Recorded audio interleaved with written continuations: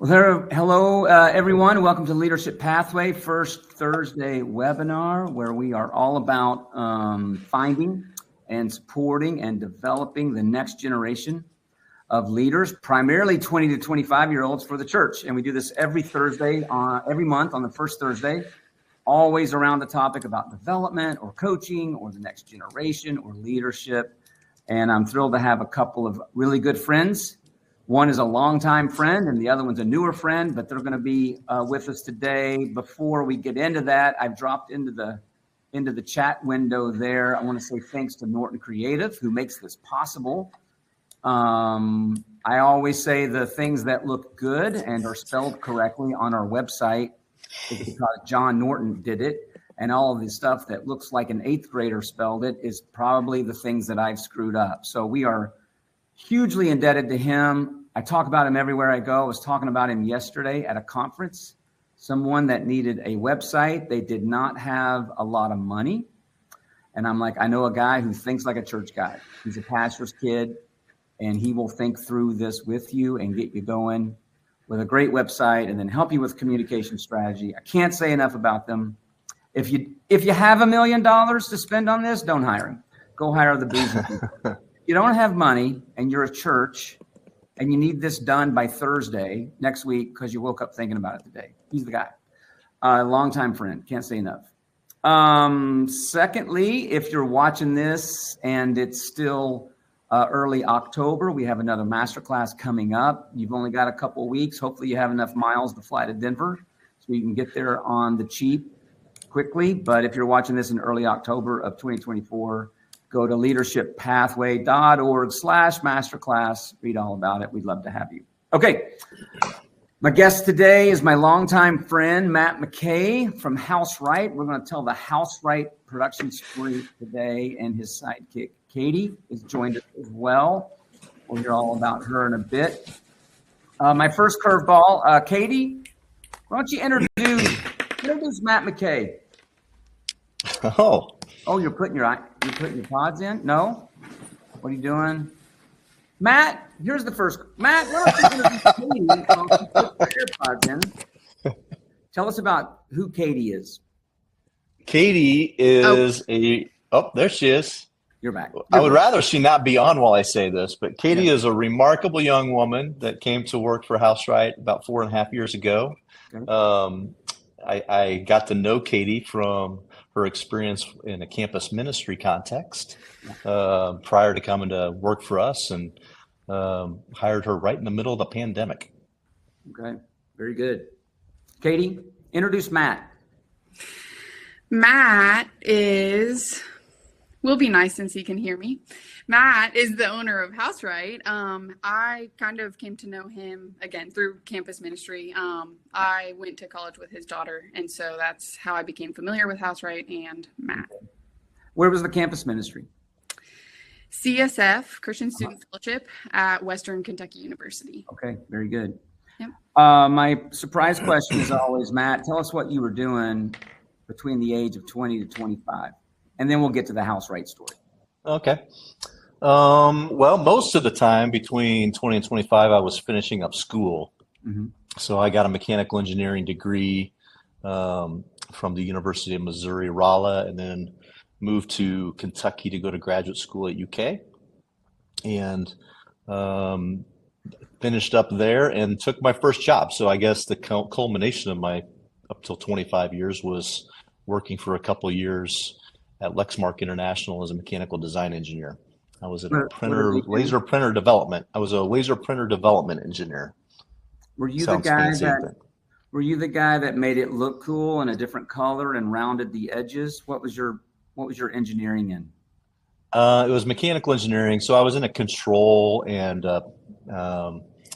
mechanical design area. So I would design plastic parts, metal parts, and make sure they all fit and worked in a laser printer, helping move paper through a paper path in a printer.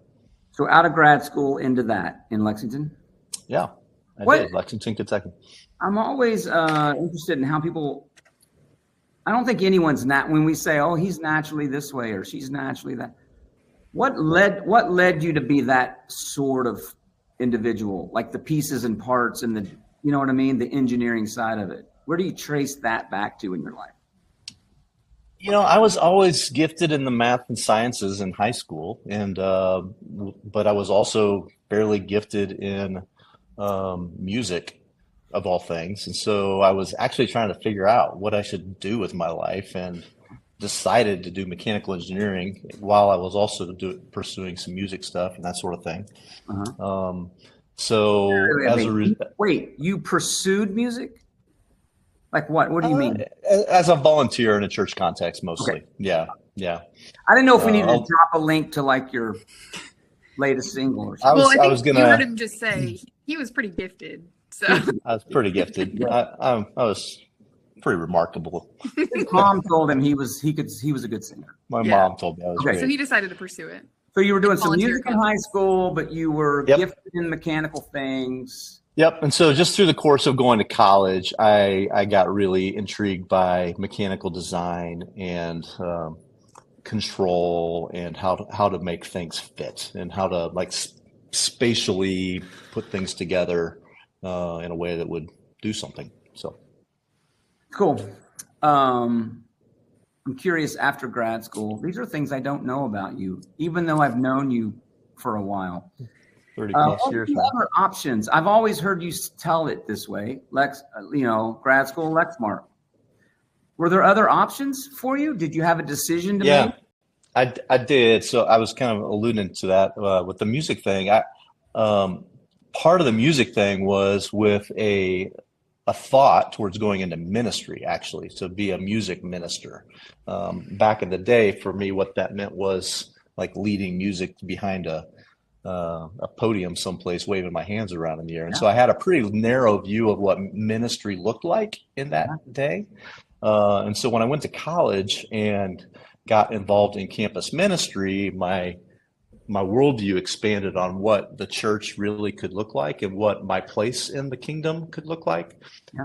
And as a result, I actually was looking from the very earliest of days how to combine my vocation in ministry. It didn't end up taking like a music direction, but I kind of music adjacent is where I've landed. So we'll talk a little bit more about that as we go, I guess. All right, Katy, 20 to 25 wasn't that long ago for you. Matt and I we probably need to start referencing historical at this point. For you, it wasn't that long ago, but tell us about Western Kentucky University. You said what'd you do after school? What were your steps that brought you to where you are? Yeah, so 20 to 25, I graduated. I graduated. So I was studying business at the time, international business. And my senior year was kind of trying to figure out what the Lord was asking me to do. And I thought that was basically going to Bowling Green. And instead, the campus pastor at the time had asked me to consider coming on staff at CSF. So initially I said no, and then he said, pray about it. And then I was like, oh yeah, the Lord is going to definitely ask me to do that. So, and he did. And I spent 2 years there after graduating, and a couple different roles, director of women's ministry, director of hospitality there. And then I had decided pre-pandemic that I wasn't going to come back for a third year. Okay. And that was great until the pandemic hit. And then I was looking for a job in May-ish of 2020.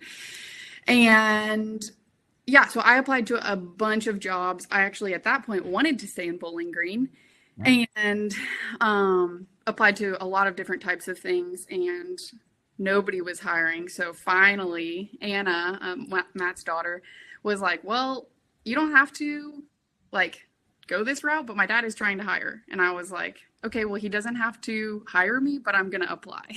Right. And then I applied. I did not get the job I applied for. But he liked me so much that he made a role just for me. And you say I'm pretty gifted, like Matt did. Yeah, I'm very well, I've always told her it was a mercy hire, He does. And what job did you apply for? I applied for the office manager position. So initially it was like accounts receivable. Okay. This, Okay. yeah, tasks. Carrie is amazing. So I'm really glad she got that job. I did not. And then he calls you back and says, how about this? Here's something different. Oh, no, he told me in the interview, actually. He scheduled an interview. So I was like, great, I'm interviewing for an office manager position. And so I, do all my interview prep, get on the interview, and he starts by saying, I'm going to throw you a curveball. You didn't get the job you applied for. And I said, fantastic. Would you like to inform me why we're here then? And so then he was like, we actually want to interview you for this other role. And I was like, okay, great. So all the interview prep went out the window and we just talked. And afterwards, he sent me the offer letter and I said, yeah, that's fantastic. Could you actually send me a job description of what I just applied for? And he said, he just turned his camera off. Yeah, he did. So this will remind everyone listening or watching that this is not a webinar about hiring practices. That's a different issue. You can find it on our YouTube site. So then Dave made Matt hire an HR guy, and now we have much better hiring practices. I think this is interesting, though. I don't know if anyone, there's a job, and there are roles, and there's companies, and there's a variety of reasons why we move towards certain things, right? And we move away from it. Number one reason in America still, why do people quit their job? They get a new boss. That's the number one reason. In ministry and in the marketplace, everything's going great at that company or at that church. They get a new boss, the role changes or something. What drew you? You had Anna, the trusted longtime friend, of course. Her last name was helpful, I understand. What drew you? It wasn't the job you wanted or the job you thought you were going to get, but you wound up what drew you to that? Yeah, I mean, a lot of that was just, I think that was what the Lord was asking me to do. So I didn't really want to. Katy, so you're out, you're walking one day, and what's the Lord's voice sound like? Is it a booming? Does it sound like Charlton Heston in Moses? What's it sound like? Yeah, I actually talk to my friends about this a lot because I think he sounds different to different people. For me, he is not booming. A lot of it is what he draws my attention to, the words that a lot of times scripture that he brings to my mind and things like that, which there's not any scripture in the Bible that I've found about Lexington, Kentucky or House Right quite yet. But I think I had interviewed for a different job and knew that I was going to also be offered that job as well. And I think that I wanted that job more at the time, role position wise. I love that you said that. Yeah. Yeah. And I wouldn't say purchasing or the AVL industry has always been like a strong passion of mine. But I dreamt of this since you were 7. I want to buy speakers and mic cables and ship them to the wrong church. You've thought about this your entire life, haven't you, Katy? Not quite. No. But yeah, so I just felt like this was kind of what he was asking me to do, and that's why I came. Yeah. And I'm very thankful that I'm here now. Obviously, I've been here for a little while. So I think in our world, everybody's looking for a burning bush, right? Everybody's looking for that moment when God just clearly parts the clouds and says, go work for that person. I've seen it once or twice, maybe. Sure. Most of the time, it's this wooing, this thing that's surprising. We never thought we would go there. I talked to 2 pastors yesterday. Both of them told the story. They never thought they would go there. And when they did, they thought they would be there 3 years. And that was 3 decades ago. God has this way. I guess he knew your address. Yeah. He knew your address. He knew your unique makeup and how you were going to fit into that thing. Yeah. Yeah. Okay. Tell us about what does House Right do, Matt?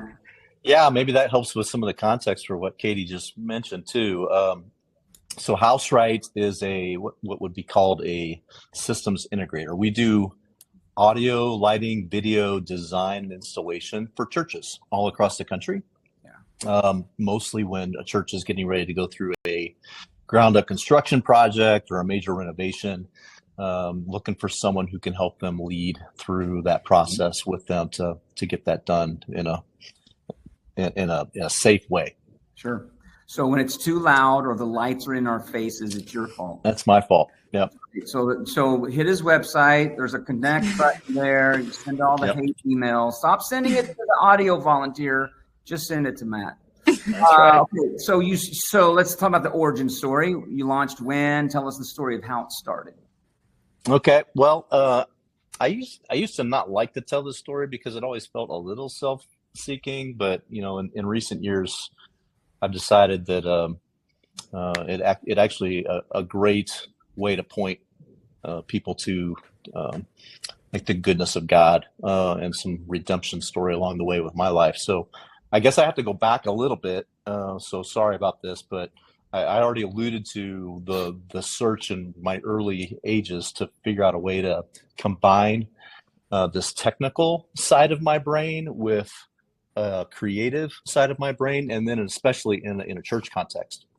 Yeah.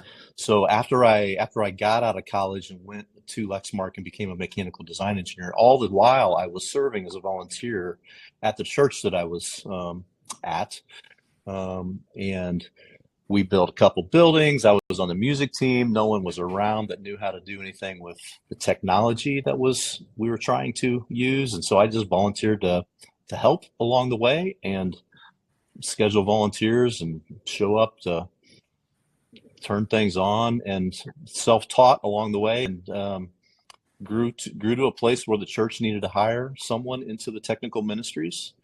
And I threw my hat in the ring and decided to go join the church staff. You threw your hat in the ring. It was the only hat. It was the only hat in the ring. Okay. Whose hat is this? We'll hire him. That's right. Hey, could you come do this for no money? Raise. You got a massive raise. Better office. A massive raise. Nope. How long did you work at Lexmark while you were volunteering and all of that? How long did that go? About 7 years. Amazing. So I was a lead volunteer at Crossroads Christian Church in Lexington, Kentucky for about 7 years, leading the production team there. And so when it came time for us to have staff at Crossroads, I actually was pretty excited about the opportunity for several years while I was even, as a volunteer.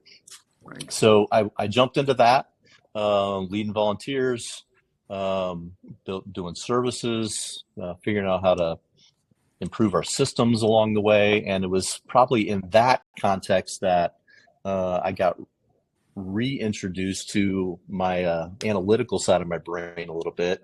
We built another building, and I got to be part of the design team to put the systems together, work with the architects, work with the general contractors, do some self-installation. And I decided to go ahead and take some contract work that a friend of mine invited me to do, helping a company that was doing the audio video lighting design and installation for churches across the country. And so I went and worked for them for 5 years, and that did not end well. I learned a ton. There was a lot of pain that happened in that 5 years, but in the midst of all that pain, I ended up deciding I needed to be done with that phase of my life. So I actually left that job in 2012 without really knowing what I was going to do next. I was either going to go back into ministry. I was going to go try and see if I could still be an engineer someplace again. The last thing I was going to do was try to create a business.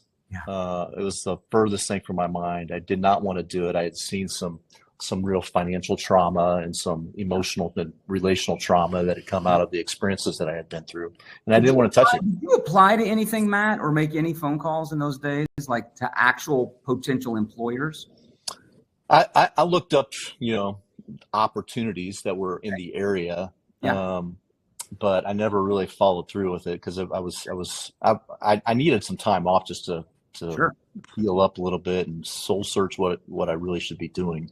Yeah. And I guess it was in the midst of that. And this is my favorite part of the story. I went to a conference at the church I was attending, and it was a discipleship conference. It had nothing to do with production or anything like that. But I went to a discipleship conference, and in the middle of sessions, somebody came up from the back of the room. I couldn't pick them out of the lineup today. I don't know who it was. Mm-hmm. They didn't know who I was, didn't know anything about me. They came up to me between sessions and said, "Hey, I think I'm supposed to tell you something. I think I'm supposed to tell you that you're supposed to go gather up all of your friends and build an organization to help the church." And it was like this mind-blowing moment for me, because he had no idea my background, my history, what I had done before.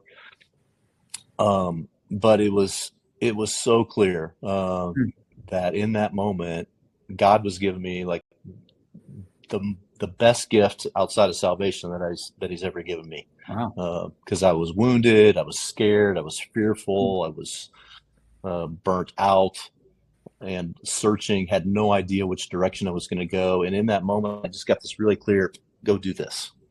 And that had never happened to me before in my life. I'd never had anything like that occur. Clarifier. This was not normal behavior. Some people, this is not normal for me. This is outside of your. For me, this was outside of my norm. It was trumping your theology, actually. Trumping my theology. Yep. Those things don't happen. It's not any longer, but it was at the time. And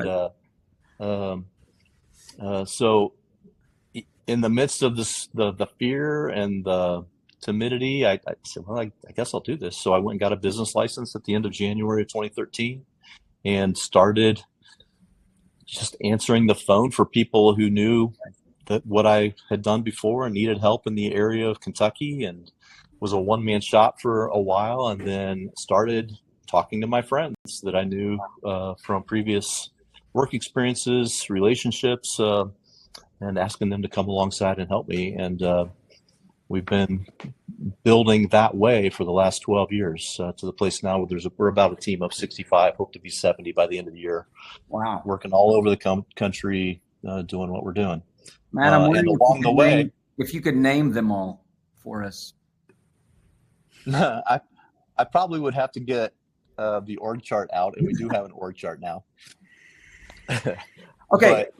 But yeah, many of them, and I'll just say, like the practice all along the way has been to find great character, competent people that I really just liked as almost in a friendship capacity. Right.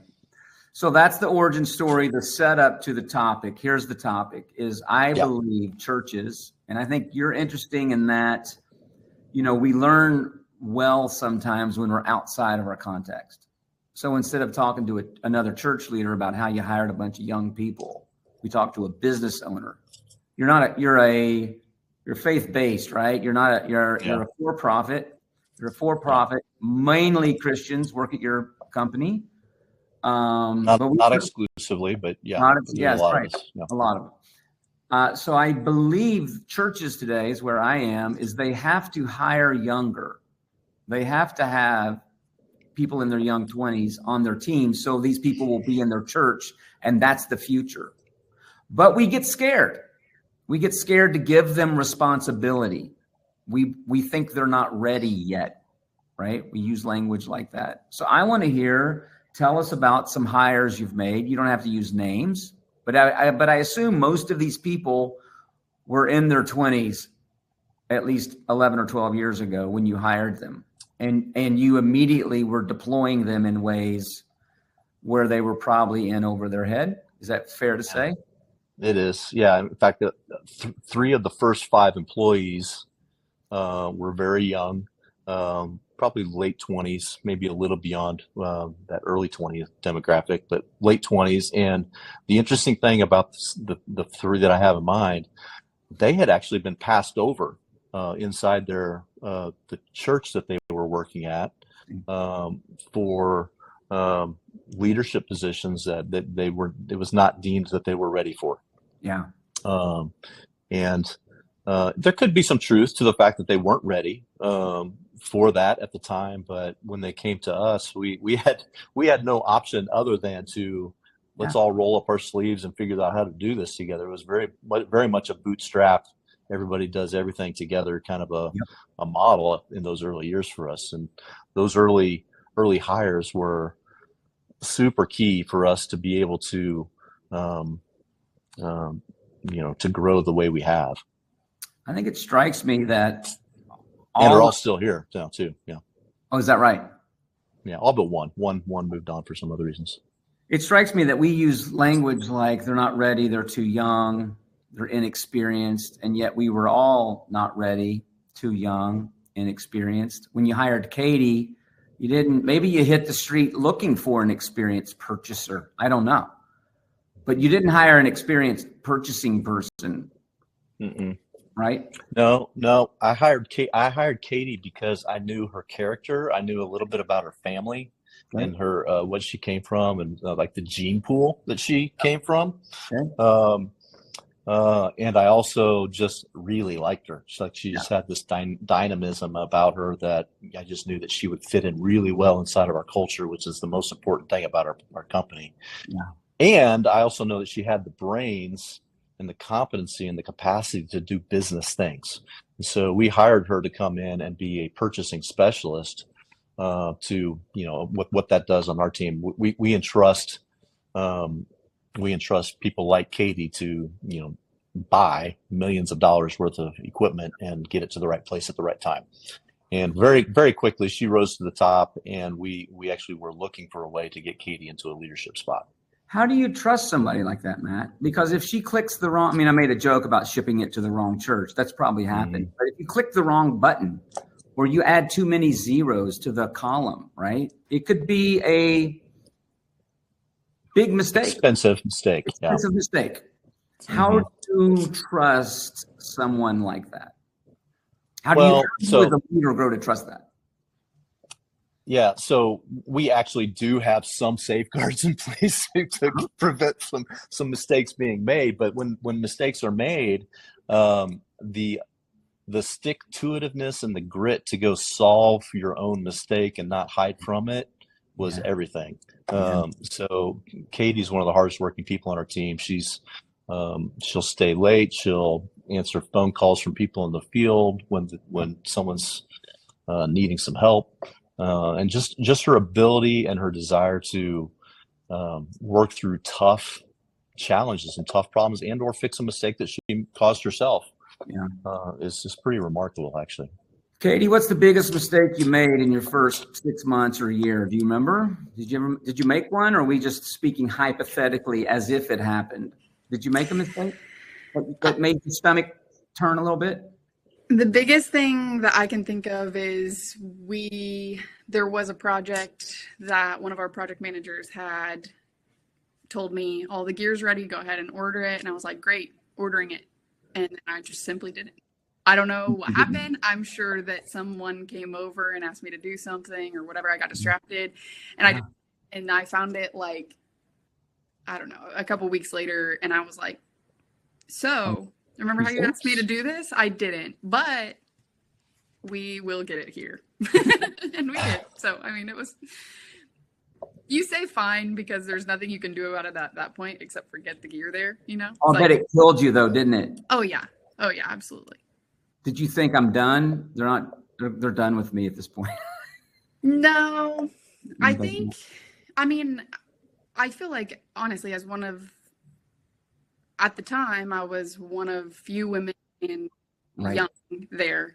And I think the thing that has always been clear is Matt would rather us make mistakes trying to do the right thing, right? Like trying to do something new that would make us better or whatever. And so he isn't necessarily afraid of mistakes inherently, as so long as it was like we knew what we were choosing to get ourselves into, which this mistake in particular was not exactly in this category. But I guess what I'm trying to communicate is I think that there's an established level of like trust and grace along with that. Whereas like, hey, you're going to mess up. Some people do.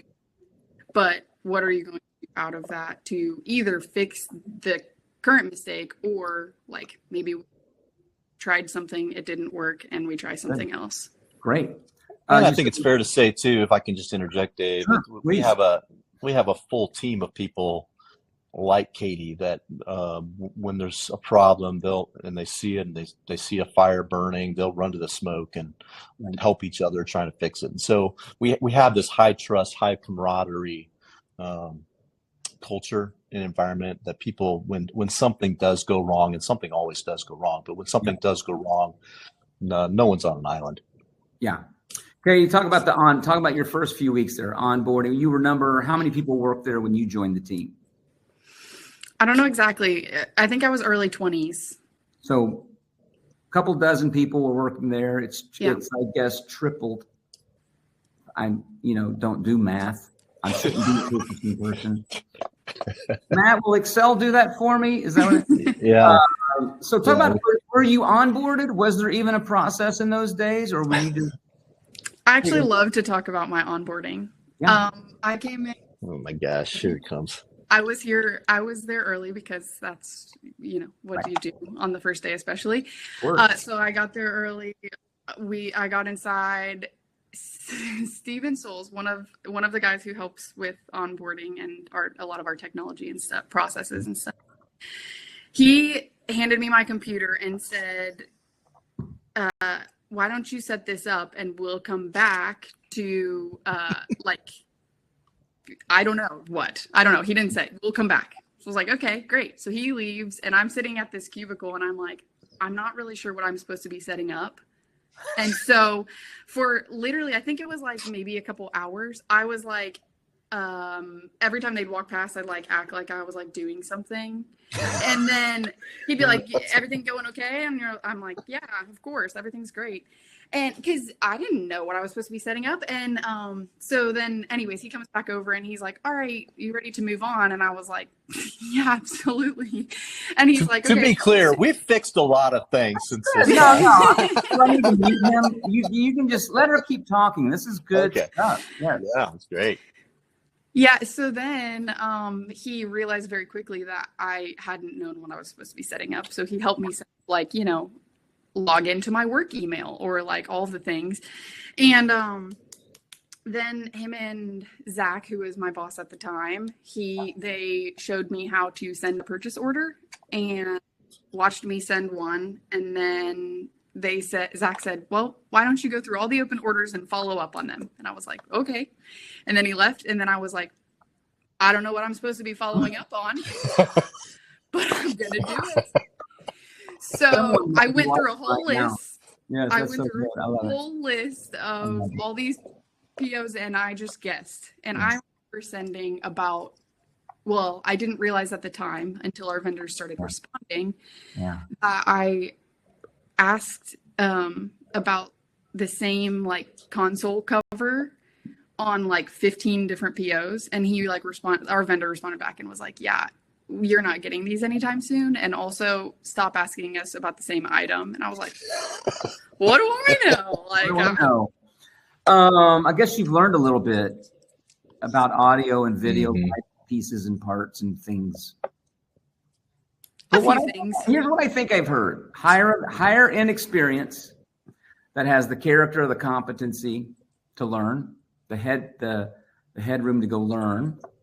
Let them fail forward. We'd call that failing forward on one of the core competencies we have. It is about how do we help young teammates fail, but in a safe way. And Matt used the word safeguards. He said it earlier, safeguards.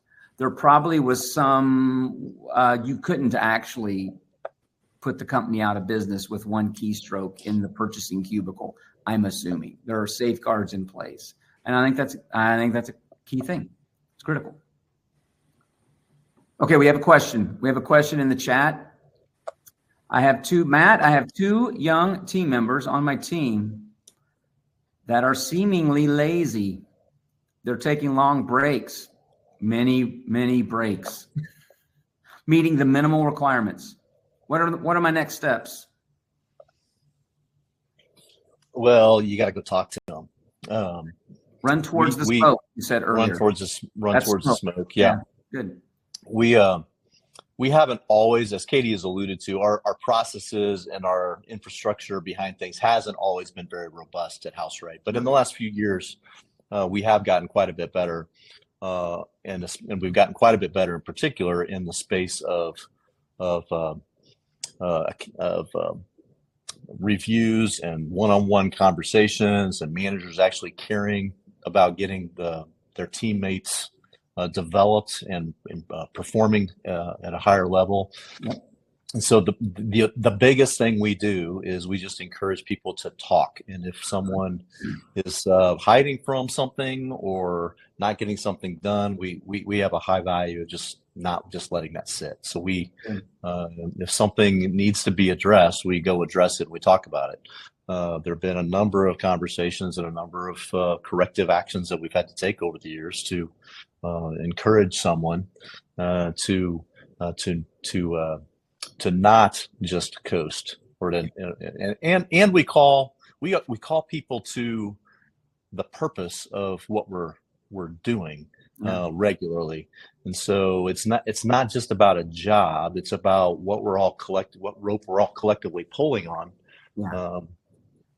And like, if they don't do their part of it, like, it harms everything. Right.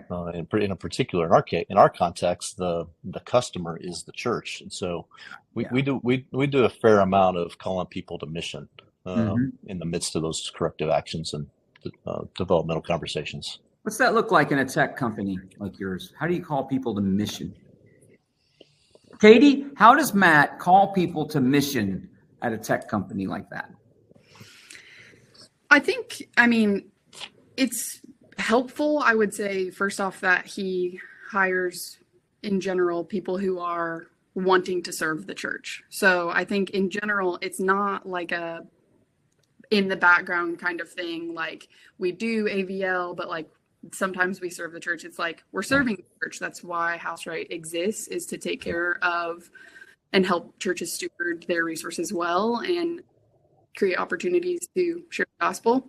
Yeah. I think part of it is in the character of the people that he hires, but then I would also say he's pretty good at reminding us, like helping keep us on track with that vision of like, this stuff matters. We celebrate the wins of the churches that we're serving pretty frequently. And he's also recently really been focused on helping our team keep their eye on the ball in terms of, like, that isn't just a for House Right kind of thing, but calling us to mission in our families and between our coworkers in the office or in the field, or those kinds of things as well. And it extends to our contractors and the trades that we interact with in the field and our vendors that we work with. Like, those things, I think those interactions matter a lot more than people sometimes think. So he's pretty good at reminding us frequently of the vision of House Right. We try to make the church be the hero of our story as much as we possibly can, on the front end of the conversations that we're having. And then in particular, Katy alluded to, but we do a fair amount of celebration at the end of a project as a team. So there'll be an internal Teams thread that we all get on Sunday morning when part of our team is out supporting a church for one of their grand opening services.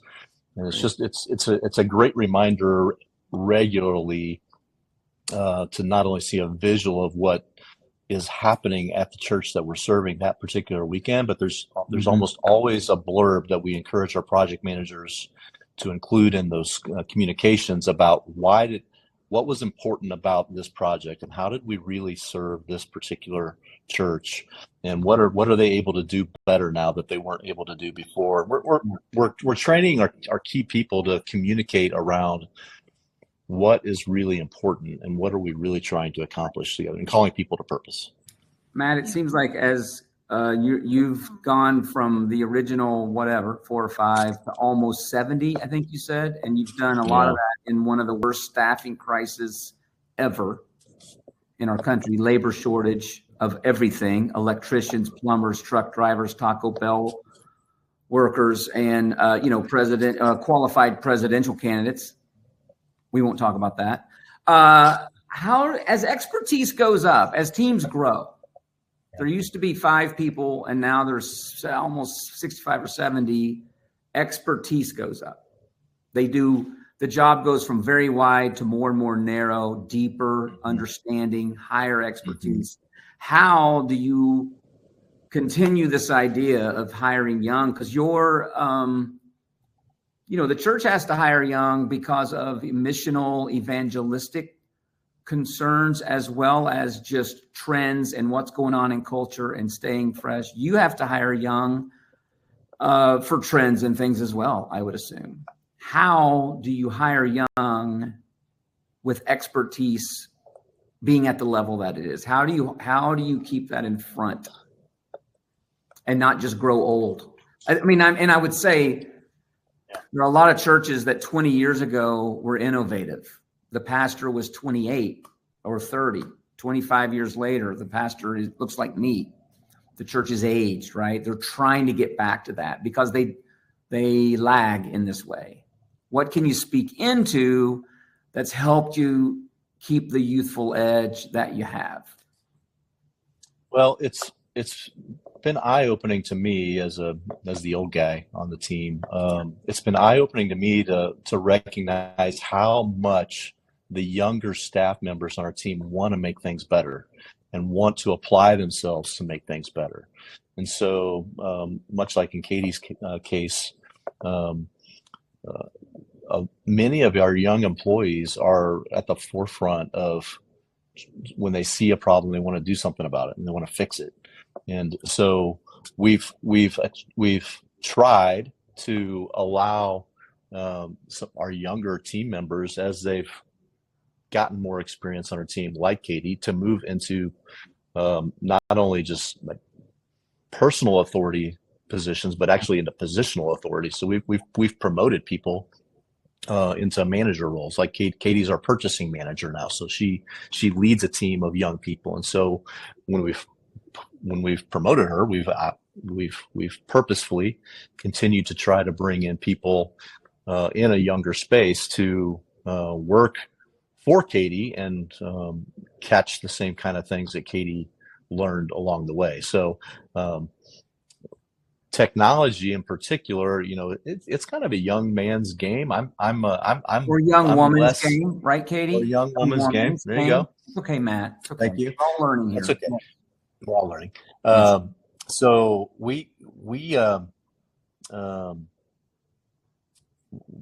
I in particular am not the strongest technological voice on the team anymore. It's the younger people on our team that are the strongest with their understanding and their capacity and their embrace of new technology tools and that sort of thing. So it's kind of built into our space. It's good in that regard. Anything to add, Katy? Any of that? When you were promoted, you started in purchasing, and now you're leading the purchasing team. Yes. He could have gone out. He could have just hit the streets looking for a purchasing manager. There's probably someone out there that could have come over from another company or even another industry, right? But he promoted you. Yep. Did you find yourself once again, not that the onboarding was as traumatic as the first time, but did you find yourself in over your head? Did you feel like, ooh, I wonder if I can do this? Did you have a moment like that? Yeah, definitely. Okay. It's a whole different ball game to step into a different role. And I think by the time I stepped into a manager seat, I think I'd gained capital and trust within our team. But in a large way, it's a different level of relational capital that has to be rebuilt and trust that has to be gained, because I'm not doing. And so I think there was a lot of moments of, we also hired, essentially I onboarded a lot of people at the time that I was promoted within our team. Yeah. We started a second warehouse, which is not fully connected to, I think it's really close walking distance. Yeah. So there was a lot of process development and people development that were a lot. Yeah. And I don't know that onboarding has improved significantly since I've been there. Sure. I don't know that there's onboarding that necessarily is going to prepare you for all of the things you're going to encounter ever. Yeah. And so for a lot of these things, it's just a little bit like, okay, well, we got to serve humbly, I think, and understand I don't know how to handle everything. And I've had a lot of growing opportunities since being in the seat. And do I feel overwhelmed sometimes? Absolutely. And do I think I'm capable of doing it at the same time? Sure. And I'm not always going to do it right. But we're trying, Safeguards. There's failure. There's opportunity to learn from failure, and there's safeguards probably at every level, I would assume. Is that accurate, Matt?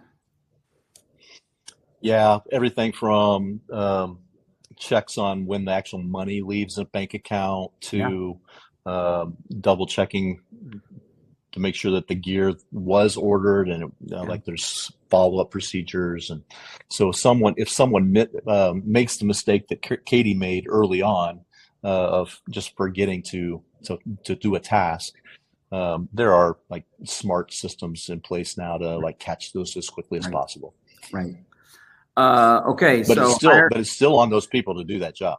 For sure. So hire young, allow a little bit of failure with safeguards, allow them to fix and own and fix their own mistakes. They'll learn more. I think I heard that. Promoting from within. I think I heard that.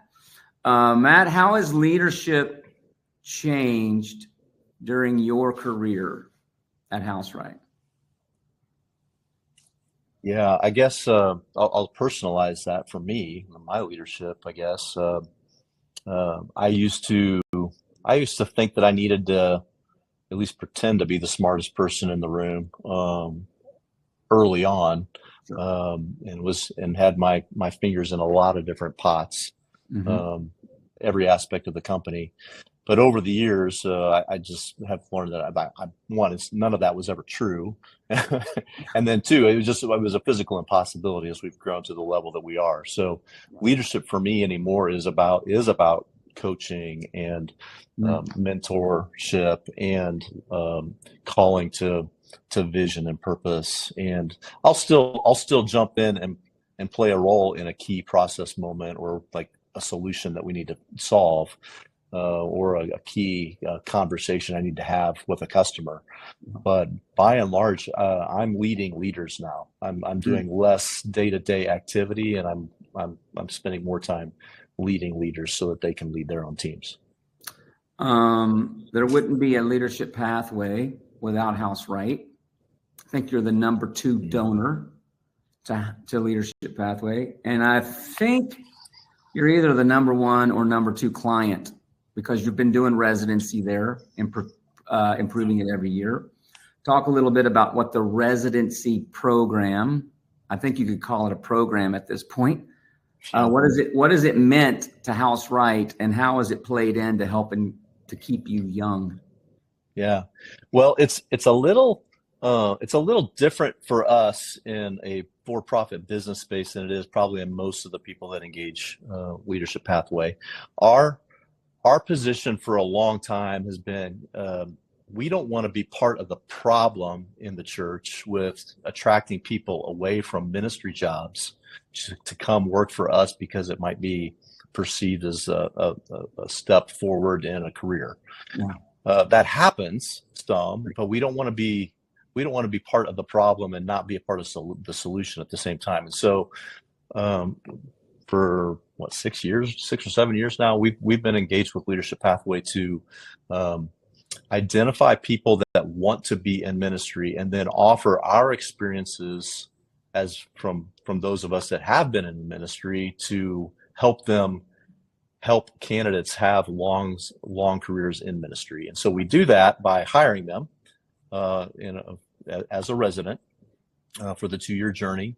And we provide them a stipend and give them a place to live, and they work for us about half the time, or maybe 60% of the time.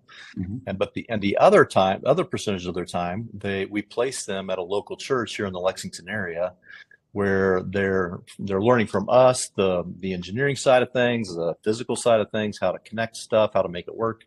And then from the church side of things, they're given a coach at the church to help them with the soft skills development, managing volunteers. How do I put a service together? How do I operate some of the gear? And just learn about the week-to-week rhythms that are in place at a church, with the intent that at the end of the 2-year journey, not only have they learned the mechanical and technical skills from us, but they've also learned the soft skills in their engagement with us and the church, so that they can become an employee at a church someplace and be embedded at a church for the long haul in a ministry context. And it hasn't always been perfect, but we're getting better at it. Yeah. And in the midst of that, it's made us better too, because we apply or we assign a mentor from our team to those younger residents that are maybe just a step or two ahead of them, to be their coach, their mentor, help them along the way. Some of them become some of their best friends, and it forces, or it allows our younger staff members to develop their own personal skills in developing someone else, or even recognizing that I need to get better myself while I'm talking to someone else about getting better. Yeah, it's great. Wally Grant is on here, Matt. Hi, Wally. Oh my goodness. Hey, Wally. From Uganda, is that right? He says he wants to know, what are the current demographics? Yeah, any idea what the average age is at House Right? I'd say average is probably mid-30s. Mid-30s. There's only a couple people that are as old as me at 54. Okay. And I think I'm the oldest person on the team.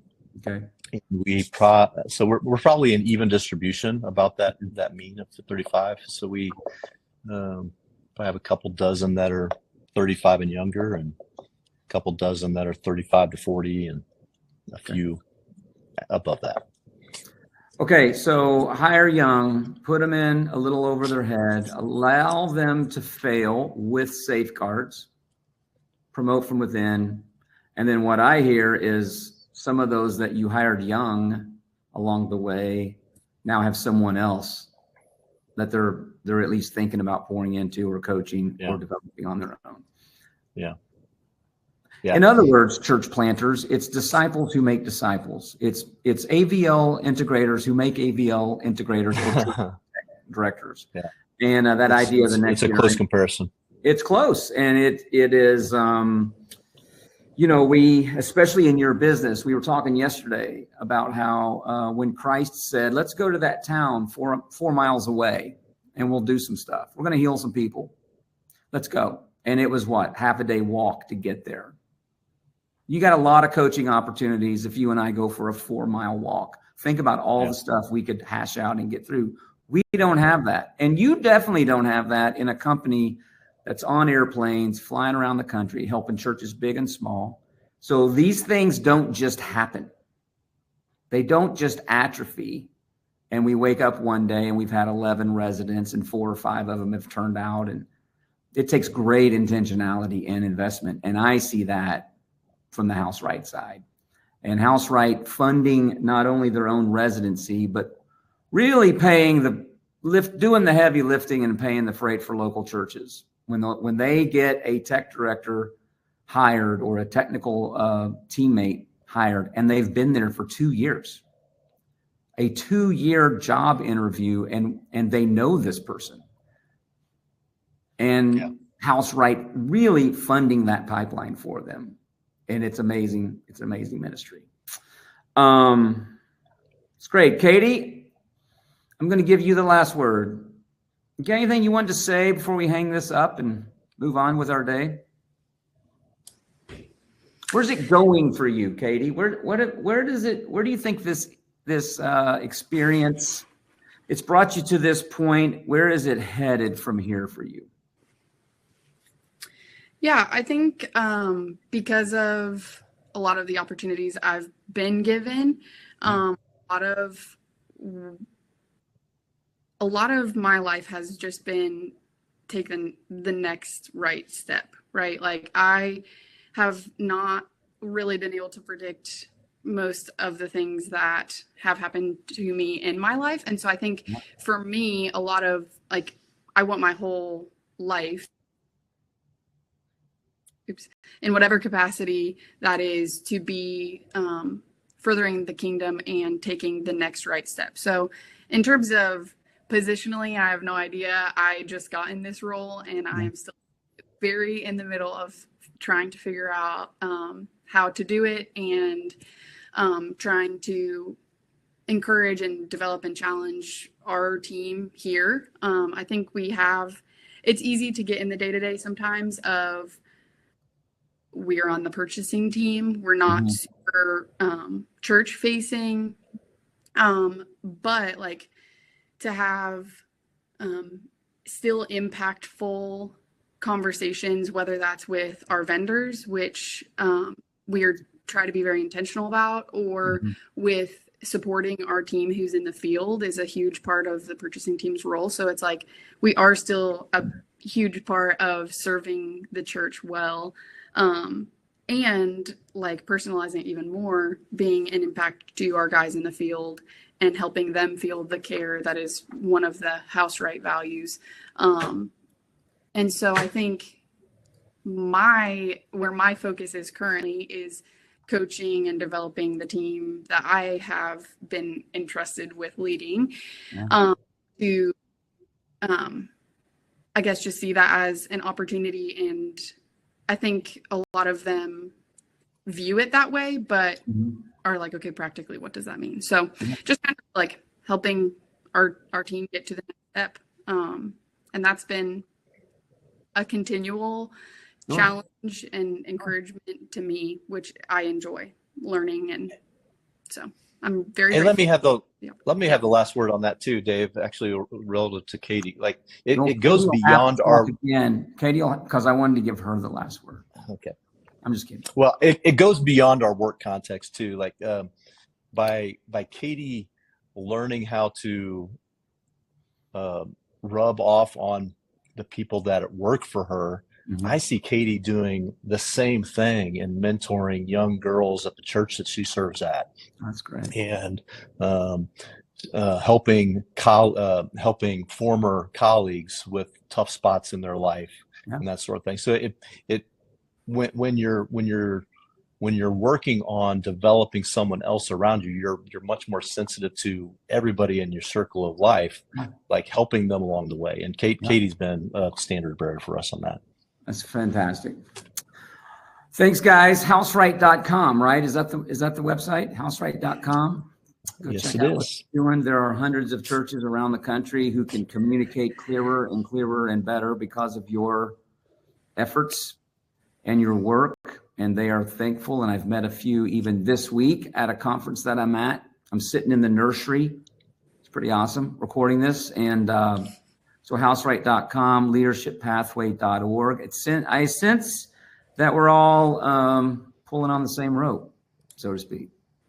And that feels good to me. So appreciate you being here. Thanks, everybody. We'll see you next time. Dave. Thanks, Dave.